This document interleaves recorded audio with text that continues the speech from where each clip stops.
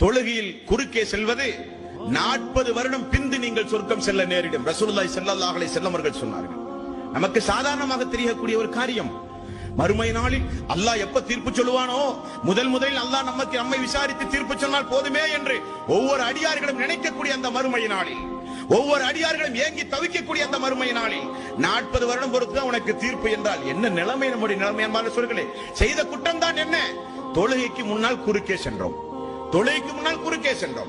ரசூலுல்லாஹி ஸல்லல்லாஹு அலைஹி வஸல்லம் அவர்கள் சொன்னார்கள், தொழுகைக்கு முன்பாக யார் ஒருவர் குறுக்கே செல்கிறாரோ 40 வருடம் சொர்க்கம் செல்ல தாமதிக்கப்படுவார் என்று ரசூலுல்லாஹி ஸல்லல்லாஹு அலைஹி வஸல்லம் அவர்கள் சொன்னார்கள்.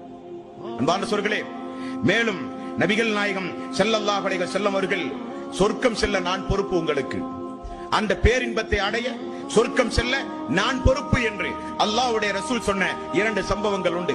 யார் ஒருவர் தன்னுடைய நாவை, யார் ஒருவர் தன்னுடைய கரத்தை, யார் ஒருவர் தன்னுடைய மர்ம உறுப்பை பாதுகாத்துக் கொள்கிறாரோ அவர் சொர்க்கம் செல்ல நான் பொறுப்பு என்றார்கள். மர்ம உறுப்பையும் நாவையும் பேணி நடக்கக்கூடிய நன்மக்களாக நான் மாற வேண்டும்.